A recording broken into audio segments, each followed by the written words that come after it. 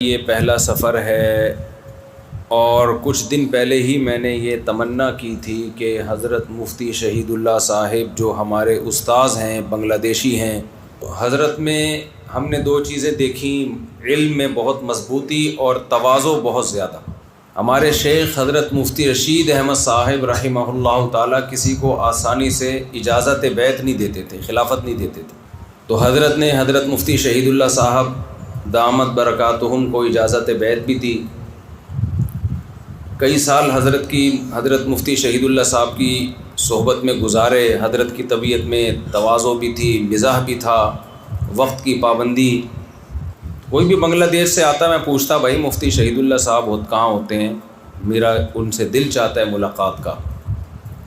تو آج اللہ نے الحمدللہ ملاقات کرا دی۔ پتہ چلا تھا کہ حضرت کا ایک مدرسہ ہے، ہم نے سوچا ہوگا کوئی چھوٹا موٹا مدرسہ جہاں ایک طالب علم وحدہ لا شریک لہ ہوگا، 2 3 4 بچے ہوں گے۔ تو میں بلا مبالغہ زندگی میں پہلی مرتبہ اتنا بڑا مدرسہ میں نے دیکھا ہے، طلبہ کی تعداد کے لحاظ سے۔ زمین کے لحاظ سے تو بڑے بڑے مدرسے ہوتے ہیں، ایسا لگتا ہے پورا بر اعظم ہے، لیکن اس میں طلبہ تھوڑے سے ہوتے ہیں۔ تو یہ حضرت مفتی رشید احمد صاحب رحمہ اللہ تعالیٰ جو ہمارے شیخ و مرشد تھے، ان کی برکات ہیں، اور حضرت مفتی شہید اللہ صاحب کے تقوی اور علم اور للہیت اور اخلاص کی برکات ہیں کہ اتنی تواضع کے ساتھ، اتنی گمنامی کے ساتھ، لوگ تو نہیں جانتے حضرت کو، لیکن اتنی گمنامی کے ساتھ اتنا بڑا مدرسہ اور اتنے سارے طلباء۔ میں آج پوچھ رہا تھا کہ ان کو سنبھالتے کیسے ہیں؟ تا حد نگاہ طلبہ ہی طلبہ نظر آ رہے، 100 میں کوئی ایک آدھ مولوی ہوتا ہے میرے جیسا نالائق، ورنہ 99% تو مفتی شہید اللہ صاحب جیسے ہوتے ہیں جنہیں دنیا میں کوئی جانتا نہیں ہے، اور خدمت اتنی کہ اتنا بڑا مدرسہ، اور آگے جو مدرسے سے علماء نکلیں گے، طلباء نکلیں گے، وہ کہاں کہاں جا کے دین کی خدمت کریں گے۔ تو یہ سارا صدقہ جاریہ کس کا ہوگا؟ مفتی صاحب کا ہوگا۔ صحابہ جب دنیا میں پھیلے ہیں، کسی کے پاس ایک حدیث، کسی کے پاس دوسری حدیث، کسی نے حدیث کا مطلب کچھ سمجھا، کسی نے حدیث کا مطلب کچھ سمجھا، ہر ایک نے اپنی فہم کے مطابق فتویٰ دیا۔ یہ زیادہ عرصہ چل نہیں سکتا تھا ایسے، اسلامی حکومتیں وسیع ہو رہی تھیں، لہذا جیسے قرآن کو ایک مصحف میں مرتب کیا گیا، تو اسی طرح فقہ کو بھی مرتب کرنے کی ضرورت محسوس ہوئی تاکہ لوگ بے لگام نہ رہیں، کسی ایک مرتب فقہ کو فالو کریں۔ تو یہ کام سب سے پہلے امام ابو حنیفہ کے شاگردوں نے کیا، پھر امام مالک کے شاگردوں نے، امام شافعی، امام احمد، تو ان کے شاگردوں نے مرتب کیا۔ بہت ساری چیزوں میں اتفاق، کچھ میں اختلاف رہ گیا۔ امت نے کہا اب جو اختلاف رہ گیا وہ ختم ہونا ممکن نہیں ہے، کیونکہ جو دلائل کی بحث ہو سکتی تھی وہ ہو گئی ہے، اب ان میں سے کسی ایک کو فالو کرو، دوسرے کو بھی برحق سمجھو۔ یہ طریقہ 1200-1300 سال سے امت میں رائج ہے، کامیابی کے ساتھ چلا آ رہا ہے۔ جو اس طریقے سے ہٹے گا وہ لوگوں کو قرآن و سنت کے نام پہ ایک اختلاف کی آگ میں ڈالے گا، وہ ایسے اختلاف کی جنگ میں ڈالے گا جو نہ ختم ہونے والی ہے۔ اس لیے ہمیں فخر ہے، ہم اسی طریقے پہ، اب اس کو فقہ حنفی اس لیے نہیں کہتے کہ یہ قرآن و حدیث سے ہٹ کر ہے، اس کو فقہ حنفی اس لیے کہتے ہیں، اس کے جامع مرتب کون ہیں، مدون کرنے والے کون ہیں؟ وہ امام حنیفہ، ان کے شاگرد ہیں، اس لیے اس کو حنفی کہا جاتا ہے۔ تو قرآن و حدیث کے علاوہ کچھ نہیں ہے اس میں۔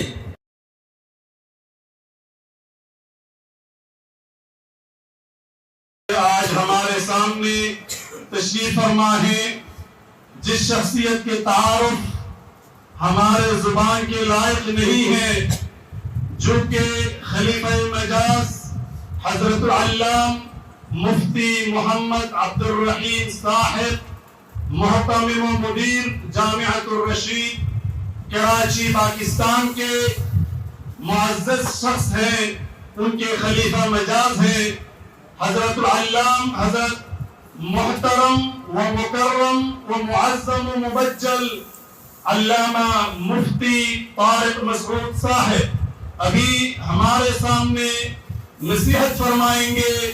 حضرت العلام مفتی طارق مسعود صاحب۔ جزاک اللہ۔ السلام علیکم ورحمۃ اللہ وبرکاتہ۔ دونوں چل رہے ہیں۔ الحمد للہ نحمدہ ونصلی علی رسولہ الکریم، اما بعد فاعوذ باللہ من الشیطان الرجیم، بسم اللہ الرحمن الرحیم۔ انما یخشی اللہ من عبادہ العلماء، وقال النبی صلی اللہ علیہ وسلم العلماء ورثۃ الانبیاء۔ میرا بنگلہ دیش کا یہ پہلا سفر ہے، اور کچھ دن پہلے ہی میں نے یہ تمنا کی تھی کہ حضرت مفتی شہید اللہ صاحب جو ہمارے استاذ ہیں، بنگلہ دیشی ہیں، ہم جب مدرسے میں آئے، میری عمر 18 سال تھی، میں دارالافتاء والارشاد ناظم آباد حضرت مفتی رشید احمد صاحب رحمہ اللہ تعالیٰ کے پاس پڑھنے کے لیے آیا، تو مجھے وہاں چند استاذ نظر آئے۔ بہت چھوٹا سا مدرسہ تھا، 8-10 طلبہ تھے، تو 8-10 طلبہ میں استاذ بھی 6-7 ہی تھے۔ میں جب صرف پڑھ رہا تھا تو ایک طالب علم تھا، میں اپنے درجے میں اکیلا۔ تو ہمارے استاذ میرے بارے میں کہتے تھے وحدہ لا شریک لہ، اپنی کلاس میں یہ اکیلا ہے، اس کا کوئی شریک نہیں ہے۔ کسی کلاس میں 2 بچے، کسی میں 3، اس طرح سے ہمارا مدرسے کا آغاز تھا۔ تو میں تو کالج کے ماحول سے آیا، جب میں آیا تو میں نے جن چند اساتذہ کو دیکھا ان میں حضرت مفتی شہید اللہ صاحب بھی تھے، دامت برکاتہم۔ حضرت بالکل جوان ہوا کرتے تھے، اب بھی جوان ہیں ماشاءاللہ، پہلے اور زیادہ جوان تھے۔ تو حضرت کا لب و لہجہ بنگلہ دیش والا لب و لہجہ تھا بات کرنے کا۔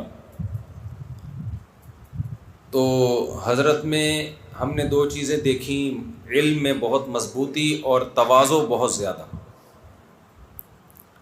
ہمارے شیخ حضرت مفتی رشید احمد صاحب رحمہ اللہ تعالیٰ کسی کو آسانی سے اجازت بیعت نہیں دیتے تھے، خلافت نہیں دیتے تھے۔ تو حضرت نے حضرت مفتی شہید اللہ صاحب دامت برکاتہم کو اجازت بیعت بھی دی۔ کئی سال حضرت مفتی شہید اللہ صاحب کی صحبت میں گزارے۔ حضرت کی طبیعت میں تواضع بھی تھی، مزاح بھی تھا، وقت کی پابندی۔ پھر حضرت اچانک مارکیٹ سے شارٹ ہو گئے۔ ہم نے کہا پتہ نہیں کہاں گئے، پتہ چلا بنگلہ دیش چلے گئے۔ تو یہ بات ہوگی 97-98 کی۔ تو میں نے پھر حضرت کو 27 سال سے نہیں دیکھا۔ کوئی بھی بنگلہ دیش سے آتا میں پوچھتا بھائی مفتی شہید اللہ صاحب کہاں ہوتے ہیں، میرا ان سے دل چاہتا ہے ملاقات کا۔ تو آج اللہ نے الحمدللہ ملاقات کرا دی۔ پتہ چلا تھا کہ حضرت کا ایک مدرسہ ہے، ہم نے سوچا ہوگا کوئی چھوٹا موٹا مدرسہ جہاں ایک طالب علم وحدہ لا شریک لہ ہوگا، 2, 3, 4 بچے ہوں گے۔ میں ڈھاکہ سے مولانا طلحہ صاحب کو بار بار کہتا رہا بھائی حضرت مفتی شہید اللہ صاحب کی زیارت ضرور کرنی ہے، ان کے مدرسے میں لے کے جاؤ۔ تو ہمیں نہیں پتہ تھا ڈھاکہ سے 4-5 گھنٹے ڈرائیو کر کے آنا پڑے گا۔ انہوں نے بتایا گاؤں میں مدرسہ ہے۔ ہم جب یہاں آئے تو میں بلا مبالغہ زندگی میں پہلی مرتبہ اتنا بڑا مدرسہ میں نے دیکھا ہے، طلبہ کی تعداد کے لحاظ سے۔ زمین کے لحاظ سے تو بڑے بڑے مدرسے ہوتے ہیں، ایسا لگتا ہے پورا بر اعظم ہے، لیکن اس میں طلبہ تھوڑے سے ہوتے ہیں۔ تو یہ حضرت مفتی رشید احمد صاحب رحمہ اللہ تعالیٰ جو ہمارے شیخ و مرشد تھے، ان کی برکات ہیں، اور حضرت مفتی شہید اللہ صاحب کے تقوی اور علم اور للہیت اور اخلاص کی برکات ہیں کہ اتنی تواضع کے ساتھ، اتنی گمنامی کے ساتھ، لوگ تو نہیں جانتے حضرت کو، لیکن اتنی گمنامی کے ساتھ اتنا بڑا مدرسہ اور اتنے سارے طلباء۔ میں آج پوچھ رہا تھا کہ ان کو سنبھالتے کیسے ہیں، تا حد نگاہ طلبہ ہی طلبہ نظر آ رہے۔ تو یہ جہاں حضرت کی برکات ہیں، حضرت مفتی رشید احمد صاحب رحمہ اللہ تعالیٰ کی، حضرت مفتی شہید اللہ صاحب کی، وہاں یہ اسلام کے زندہ ہونے کی بھی علامت ہے۔ دنیا میں کسی مذہب کے ماننے والے اس طرح سے علم حاصل نہیں کرتے کہ 8 سال 9 سال 10 سال اپنی عمر کا بہترین حصہ، اپنی جوانی کا بہترین حصہ دین کا، اپنے مذہب کا علم سیکھنے میں لگائیں۔ کہیں بھی نہیں ہوتا پوری دنیا میں۔ کبھی آپ نے سنا عیسائی لڑکوں نے نوجوانوں میں 8 سال کے لیے عیسائیت سیکھنے میں وقف کر دی، اور یہ سب طلبہ رہائشی ہیں۔ جمعرات کو چھٹی ہوتی ہے نا؟ جمعرات کو بھی نہیں ہوتی چھٹی، پھر کس دن ہوتی ہے؟ بس ایک دن تو چھٹی ہوتی ہوگی نا؟ نہیں، یہ کون سا؟ نہیں، روزانہ اسباق چلتے ہیں 7 دن، 6 دن چلتے ہوں گے۔ ہاں تو ایک دن چھٹی ہوئی نا، گھر نہیں جاتے ہوں گے اس میں، وہ تو کہ گھر دور ہیں، پورے ملک سے آئے ہوئے ہیں طلبہ، چھٹی تو ہو گئی نا۔ تو آپ بتاؤ دنیا میں کوئی مذہب ایسا ہے 8 سال طلبہ اپنی عمر کا بہترین حصہ جو جوانی کا حصہ ہوتا ہے وہ صرف دین کا علم سیکھنے میں لگا دیں، اور اس کے بدلے میں ان کو ثواب کے سوا کچھ بھی نہ مل رہا ہو، صرف ثواب مل رہا ہو؟ ہم جب مدرسے میں آئے دارالفتہ میں، تو ہم نے جب پڑھائی شروع کی تو لوگ ہم سے پوچھتے تھے، بھائی یہ تم 8 سال 10 سال مدرسے میں لگاؤ گے تو تمہیں جو سرٹیفکیٹ ملے گا اس پہ کون سے ملک میں تمہیں اچھی جاب ملے گی؟ ہم کہتے تھے ہمارے اپنے ملک میں نہیں ملے گی، کسی اور ملک میں کہاں سے ملے گی؟ جاب نہیں ملے گی، کچھ بھی نہیں ہے۔ کسی مدرسے میں تدریس مل جائے بڑی بات ہے۔ تو لوگ پوچھتے تھے پھر علم کیوں حاصل کر رہے ہو؟ تو اس کا جواب ہم اپنے شیخ سے لیتے تھے، حضرت مفتی رشید احمد صاحب رحمہ اللہ فرماتے تھے، بھائی علم اللہ کے لیے حاصل کیا جاتا ہے، اور اللہ سے دعا مانگی جاتی ہے کہ اے اللہ ہمیں علم بھی عطا فرما، عمل بھی عطا فرما، اور پھر اس علم سے ہم سے دین کی خدمت لے لے۔ تو حضرت فرماتے تھے اللہ دین کی خدمت لیتا ہے، یہ ہمارے بس میں نہیں ہے۔ جس سے اللہ لینا چاہے اللہ اس سے خدمت لے گا، چاہے اس کے پاس کوئی ڈگری ہو یا نہ ہو۔ تو حضرت نے ہمیں یہ سکھایا کہ دعا مانگو بہت کثرت سے کہ اللہ دین کی خدمت لے لے۔ ایک دعا حضرت بہت سکھایا کرتے تھے طلبہ کو، آپ بھی یہ دعا یاد کر لیں، اے اللہ اخلاص کے ساتھ، عافیت کے ساتھ، قوت ہمت کے ساتھ اپنے دین کی خوب خوب خدمت لے لے۔ یہ 4 الفاظ سکھاتے تھے حضرت۔ 5واں لفظ میں نے تبلیغ والوں سے سیکھ لیا۔ میں جب حرم میں تھا عمرہ کرنے گیا تو وہاں میں نے ایک صاحب کو دیکھا، میں جب بیٹھا تھا نا رومال منہ پہ ڈال کے تاکہ کوئی مجھے پہچانا نہیں، بیت اللہ کے ساتھ نا میں بیٹھا تھا منہ پہ رومال ڈال کے، لیکن پھر بھی لوگ پہچانتے تھے تو آ کے سلام سیلفی، تو تھک جاتا ہے آدمی، تو میں تھوڑا سا ناراض ہوتا تھا۔ اچانک میں نے کیا دیکھا، ایک صاحب آئے میرے پیچھے سے کندھا دبانے لگے۔ میں تھکا ہوا تھا، آپ کو پتہ ہے عمرہ کر کے تھکاوٹ بہت ہوتی ہے، وہ انہوں نے ایسے اسٹائل سے دبایا کہ میں بھی گھننا، سمجھتے ہیں گھننا، اردو کا لفظ ہے گھننا۔ گھننا کا مطلب ہوتا ہے، ابھی کیا مطلب سمجھائیں، پھر وہ تو اردو آپ لوگ پڑھ رہے ہو ماشاءاللہ، اس میں استاد سے پوچھ لینا گھننا کا مطلب بتائیں۔ گھننا کا مطلب بتایا نہیں جا سکتا، دکھایا جا سکتا ہے۔ دکھائیں گے یہ گھننا ہے، وہ سمجھ میں آ جائے گا۔ تو میں گھننا بن گیا، اور میں نے کہا کوئی بندہ دبا رہا ہے بس دبانے دو، مزہ آ رہا ہے، دیکھو ہی نہیں پیچھے مڑ کے۔ تو انہوں نے ایسا کندھے پہ دبانا شروع کیا، سر میں مالش شروع کی، مجھے بڑا مزہ آیا۔ میں نے کہا یہ تو بڑا مزہ آ رہا ہے۔ تو میں نے دیکھا ہی نہیں پیچھے مڑ کے کون ہے، میں نے کہا جو ہو رہا ہے خود سے ہونے دو۔ تو جب کچھ دیر گزر گئی تو میں نے پھر پیچھے مڑ کے دیکھا تو وہ سفید ریش بزرگ تھے، کوئی بوڑھے آدمی تھے۔ مجھے بڑی شرم آئی، میں نے کہا یہ بوڑھے آدمی میرے کو 4 شادیوں والے کو دبا رہے ہیں، یہ اچھا نہیں ہے۔ تو میں نے پھر ان سے معافی مانگی، میں نے کہا میں نے تو نہیں دیکھا تھا آپ کو، اصل میں انہوں نے دیکھا کہ میرے بارے میں کہ میں کسی کو بیٹھنے نہیں دے رہا اپنے ساتھ، نا جو بھی آتا ہے باتیں کرنا شروع کر دیتا ہے، تو انہوں نے یہ طریقہ اختیار کیا کہ ادھر سے دبانا شروع کرو، اس کو مزہ آئے گا تو یہ خود ہی تھوڑی دیر میں مجھ سے پوچھے گا، یہ بھی ایک طریقہ ہوتا ہے۔ تو میں نے پھر ان سے بات چیت شروع کی، آپ کہاں سے آئے ہیں؟ انہوں نے بتایا پتہ نہیں یہ کون سے نمبر کا عمرہ ہے ان کا، کہتے ہیں میں نے یہاں بیت اللہ کے سامنے جو ملتزم ہے اس پہ میں یہاں کتنے لوگوں کو اسی طرح سے دین کی دعوت کے کام میں لگا چکا ہوں، 20-25 سال سے یہی میرا طریقہ ہے۔ پھر انہیں واقعات سنائے، موبائل میں ایک سیٹھ صاحب کی تصویر دکھائی جو دعوت کے کام میں لگنے سے پہلے کیا تھے اور یہاں آ کے بیٹھے، انہوں نے اس کو دبایا، دبانے کے بعد بات چیت شروع کی، پھر دین کی دعوت دی، آہستہ آہستہ آہستہ آہستہ دین سمجھاتے رہے۔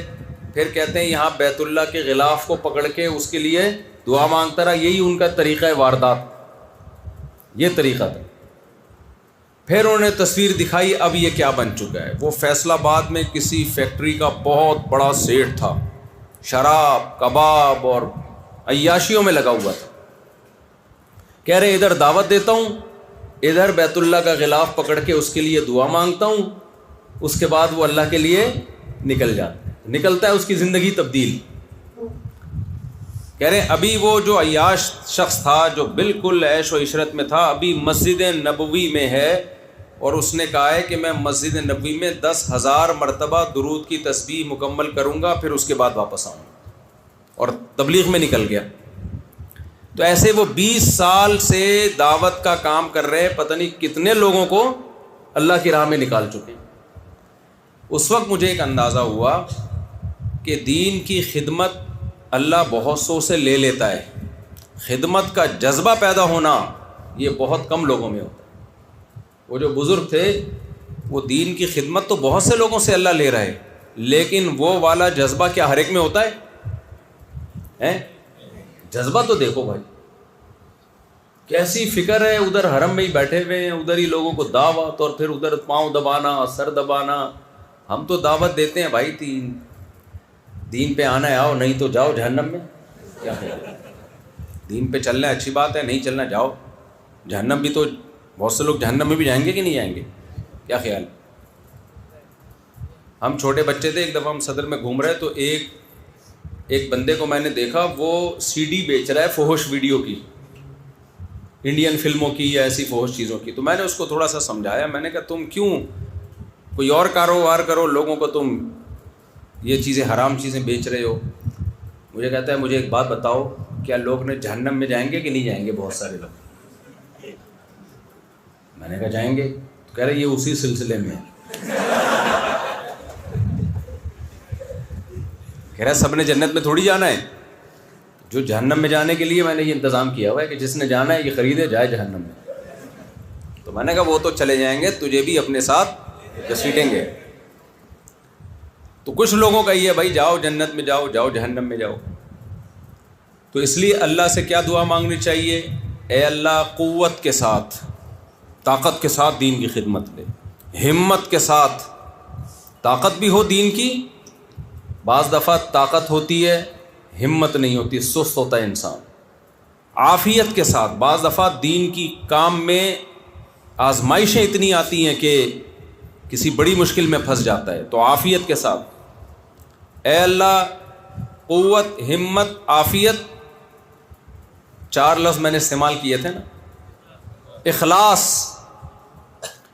بعض مرتبہ قوت بھی خوب طاقت کے ساتھ کام کرتا ہے، دین کی طاقت ہوتی ہے اس کے جسم میں خدمت، دین کی خدمت کرنے کی، ہمت بھی ہوتی ہے یعنی سستی نہیں ہوتی، اور قوت، ہمت، عافیت کے ساتھ۔ اور چوتھی چیز اخلاص نہیں ہوتا، کر رہا ہوتا ہے لوگوں کو خوش کرنے کے لیے، تو اخلاص کے ساتھ۔ اور پانچویں چیز کا پھر میں نے اضافہ کیا ان بزرگ کو دیکھ کے جذبے کے ساتھ. اے اللہ جذبہ وہ چاہیے جو میں نے دعا ہمیشہ مانگتا ہوں, اے اللہ وہ والا جذبہ چاہیے جو اس بزرگ کا جذبہ. اتنے بڑھاپے میں دیکھو, مجھے وہ دعوت دینے کے لیے نہیں, وہ ویسے ہی سلام دعا کے لیے انہوں نے ہاتھ پاؤں دبائے, لیکن مجھے انہوں نے سمجھا دیا کہ کیسے دعوت کا کام ہوتا ہے. کوئی نئی بھی بات سن رہا چاہ رہا ہو تو اس کو بھی سنا دیتے ہیں. تو آپ طلبہ ہو, دیکھو ہمارے حضرت مفتی رشید احمد صاحب فرمایا کرتے تھے کہ جو مدرسے سے فارغ ہونے والے طلبہ ہیں دنیا میں انہیں کچھ ملے نہ ملے, یہ جو علماء ہیں نا, عوام لوگ, یہ ایک لفظ زبان پہ بہت ملاتے ہیں, کہتے ہیں مولویوں کے تو بڑے ہی مزے ہیں, مولویوں کے تو بڑے ہی مزے ہیں. پھر وہ میرا حوالہ دیتے ہیں, اس مولوی کو دیکھو کبھی کینیڈا میں گھوم رہا ہے, کبھی امریکہ جا رہا ہے, کبھی افریقہ میں, کبھی بنگلہ دیش, کبھی کہاں, کبھی جاپان کی ٹرینوں میں سفر کر رہا ہے. مولویوں کے بڑے مزے ہیں, کیا کہتے ہیں, اور باتیں بھی 4 شادیوں کی, اور صرف باتیں نہیں کرتا, رکھی ہوئی بھی ہیں. مولویوں کے بڑے مزے ہیں. تو جب لوگ ایسی باتیں کہتے ہیں نا, میں ان سے کہتا ہوں ٹھیک ہے, اپنے بچوں کو تم بھی کیا بنا دو, مولوی. کیا خیال ہے بھائی؟ چند فیصد ہوتے ہیں, 100 میں کوئی ایک آدھ مولوی ہوتا ہے میرے جیسا نالائق, ورنہ 99% تو مفتی شہید اللہ صاحب جیسے ہوتے ہیں جنہیں دنیا میں کوئی جانتا نہیں ہے, اور خدمت اتنی کہ اتنا بڑا مدرسہ, اور آگے جو مدرسے سے علماء نکلیں گے, طلباء نکلیں گے, وہ کہاں کہاں جا کے دین کی خدمت کریں گے. تو یہ سارا صدقہ جاریہ کس کا ہوگا؟ مفتی صاحب کا ہوگا. اتنی محنت ہے, اتنی محنت. تو ہمارے حضرت فرمایا کرتے تھے کہ اس زمانے میں جو مدرسے کے لیے فارغ کر دیا جس نے اپنے آپ کو, اس میں اس کا امکان بہت کم ہے کہ وہ ریاکار ہے. کیونکہ پہلے زمانے میں جب اسلامی حکومتیں ہوا کرتی تھیں علماء کو سونے میں تولا جاتا تھا. ماضی اٹھا کے دیکھیں, علماء کی بہت قدر تھی. اب ہر جگہ علماء کا مذاق اڑایا جاتا ہے, ہر جگہ توہین آمیز لہجے سے بات کی جاتی ہے, ان کا نام توہین. گھر میں بھی رشتہ لینے جاؤ, رشتہ نہیں ملے گا. آپ بولو میں پائلٹ ہوں, رشتہ ملے گا کہ نہیں ملے گا؟ ملے گا. آپ بولو میں ڈاکٹر ہوں, مل جائے گا فوراً. آپ بولو میں بہت بڑا بزنس مین ہوں, ملے گا. آپ بولو, لڑکی کے ابا پوچھ رہے ہیں بیٹا کرتے کیا ہو, میں مولوی ہوں, ملے گا. چائے بھی نہیں ملے گی, رشتہ تو دور کی بات ہے, چائے بھی نہیں ملے گی. تو ہم جب مولوی بنے ہمیں یہی طعنہ دیتے تھے لوگ, تمہیں تو کوئی رشتہ ہی نہیں دے گا. میں نے ویسے ہی مذاق میں کہہ دیا تھا 4 شادیاں کروں گا میں. مجھے بھی لگ رہا تھا ملے گا تو ایک بھی نہیں, لیکن بولنے میں کیا جا رہا ہے, گورنمنٹ کی طرف سے پابندی تھوڑی ہے. تو قربانی بہت زیادہ ہے. اب دیکھو شیطان نے ہمارا پیچھا چھوڑ دیا ہے یا ساتھ لگا رہے گا شیطان؟ کیا یہ ممکن ہے کہ شیطان کہے کہ اس طالب علم نے اتنی قربانی دی, دنیا چھوڑ کر گاؤں میں آ کے مدرسے میں جوانی کا بہترین حصہ اس نے لگا دیا, تو اب چونکہ اب تو اس نے نیک بننے کا, دین کی خدمت کا فیصلہ کر ہی لیا ہے, چلو اب اس کا پیچھا چھوڑ دو. ایسا ہوتا ہے؟ ابھی شیطان نے کسی کو چھوڑا آج تک؟ وہ شیطان ہی کہاں جب چھوڑ دے. شیطان کیا کرتا ہے, اسٹائل بدل دیتا ہے. سمجھ رہے ہو؟ ہمارے حضرت فرمایا کرتے تھے مولوی کا شیطان بھی مولوی ہوتا ہے. اس نے بھی درس نظامی پڑھا ہوا ہوتا ہے, اس کو پتہ ہوتا ہے اس کو کدھر سے گمراہ کرنا ہے میں نے. تو شیطان کیا کرے گا, جب آپ نے اتنی بڑی قربانی دی, مدرسے میں آئے, تو آپ سے وہ کام کروانا شروع کرے گا جس سے آپ کے اعمال ضائع ہو جائیں. سب سے پہلی بات, آپ کے دل میں آپ سے محنت کے جذبے کو ختم کرے گا. پڑھو نہیں, بس آپ آئے مدرسے میں, کبھی فیس بک دیکھ رہے ہیں, کبھی ٹک ٹاک دیکھ رہے ہیں, کبھی اس سے بات, کبھی اس سے دوستی, کبھی اس سے گپ شپ, پڑھائی میں دلچسپی نہیں ہے. تو 8 سال گزرنے کے بعد 8 سال یہ کوئی فیکٹری تھوڑی ہے، بھٹی تھوڑی ہے جس میں کوئی چیز ڈالو، بھٹی میں کچھ بھی ڈالیں گے وہ نکل کے آ جائے گی، ایسا ہی ہے نا. آپ بھٹی پتہ ہے کسے کہتے ہیں؟ بھٹی یا سانچے میں برف کے جو آئس کیوب ہوتی ہیں ان میں پانی ڈالو گے برف بن کے نکل آئے گا. تو بعض طلبہ نے یہ سمجھ لیا ہوتا ہے کہ ہم مدرسے میں آ گئے، 8 سال ہم گزاریں گے، عالم مفتی بن کے مارکیٹ میں آ جائیں گے. ایک فیکٹری ہے، گنے کا رس ہے، ادھر سے گنا ڈال رہے ہیں، ادھر سے رس نکل کے باہر آ رہا ہے، تو ادھر سے اپنے بچے کو ماں باپ نے مدرسے میں ڈالا، ادھر سے مفتی بن کے باہر نکل گیا. ایسا نہیں ہوتا بھائی، ایسا بالکل بھی نہیں ہوتا. آپ جب اس فیکٹری میں آؤ گے، شوق سے پڑھو گے، مطالعہ کرو گے، استاذ کے سبق میں دھیان دو گے، پوری ذمہ داری کے ساتھ پھر تکرار کرو گے. حضرت مولانا اشرف علی تھانوی رحمہ اللہ تعالیٰ نے لکھا ہے کہ پڑھنے کے لیے کون کون سے درجات، کون کون سے اسٹیپ سے گزرنا ضروری ہے، اس کے بغیر کتابیں آپ کی سمجھ میں نہیں آئیں گی، نہ آپ کی کھوپڑی شریف میں بیٹھیں گی. حضرت حکیم الامہ نے لکھا ہے کیا تجربوں سے، فرمایا سب سے پہلا آپ کا جو کل سبق ہے، ہدایہ پڑھنی ہے، قدوری پڑھنی ہے، بخاری پڑھنی ہے، ترمذی پڑھنی ہے، سب سے پہلے آپ اس کو خود سمجھو، استاذ کے سمجھانے سے پہلے. عبارت بھی اس کی خود حل کریں، بغیر اعراب والی عبارت وہ بھی حل کریں، پھر عربی شروحات دیکھ کر اس کو سمجھنے کی کوشش کریں کیا لکھا ہوا یہ، اور اتنا مطالعہ کریں اس کا کہ آپ معلومات اور مجہولات ایک دوسرے سے جدا ہو جائیں. سمجھ میں آئے معلومات مجہولات؟ مثال کے طور پر فقہ کی پہلی کتاب ہے قدوری. آپ نے کیا کرنا ہے، کل آپ کا سبق ہے، آج آپ نے قدوری کا خود مطالعہ کرنا ہے. آپ کہو گے ہم نے تو استاد سے پڑھی نہیں، ہمیں کہاں سے سمجھ میں آ گئی. اگر سمجھ میں آ رہی ہوتی تو استاد سے پڑھنے کی کیا ضرورت ہے؟ بھائی آپ سمجھو کیا لکھا ہوا ہے اس میں، خود سمجھو. بنگالی کتاب یا اردو کتاب، بنگلہ زبان یا اردو زبان دیکھنے کی اس میں اجازت نہیں ہے. جاہل رہ جاؤ زیادہ اچھا ہے. لیکن یہ علوم عربی میں ہے، تو عربی کتابیں پڑھنے کی صلاحیت نہیں آئے گی تو کوئی فائدہ نہیں ہے. آج تک کبھی آپ نے دیکھا کوئی ڈاکٹر اردو کتابیں پڑھ کے ڈاکٹر بناؤ؟ جب MBBS میڈیکل سائنس کا نصاب انگلش میں ہے تو وہ انگلش میں ہی پڑھا جائے گا. جب تک اردو میں کنورٹ نہیں ہوتا، ہو جائے کنورٹ تو ایک الگ بات ہے، ابھی تک تو نہیں ہوا. اب ڈاکٹر کیا کر رہا ہے، انگلش کتاب ہے اس کا گوگل سے اردو ترجمہ کر کر کے لوگوں کو ٹیکے لگا رہا ہے بیٹھ کے. پیناڈول کا اردو ترجمہ ٹیکا لگا رہا ہے. اردو میں پتہ نہیں کیا نکلی وہ گولی پیناڈول کی، دافع درد شقیقہ، یہ اردو ترجمہ ہوگا پیناڈول کا. تو وہ تو بیڑا غرق کر دے گا. اب ہمارے طلبہ کیا کر رہے ہیں، کتابوں کی اپنی مادری زبان میں، چاہے وہ بنگلہ دیشی زبان ہو چاہے وہ اردو زبان ہو، اس میں ترجمے کر کر کے رٹے لگا لگا کے سبق یاد کر رہے ہیں. اس سے بیڑا کیا ہو جائے گا، غرق، برباد صلاحیتیں. آج جو مارکیٹ میں اتنے نئے نئے مفتی آ رہے ہیں نا، افلاطون بنے ہوتے ہیں، سقراط، ایسی تحقیقات آ رہی ہیں اس لیے کہ جاہل ہوتے ہیں.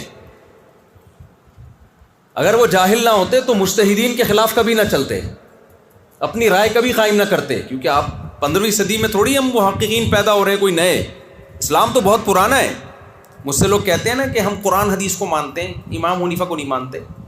میں کہتا ہوں امام حنیفہ شاید تورات انجیل کو مانتے تھے، ان کے جو فتوے ہوتے تھے شاید تورات انجیل سے ہوتے تھے.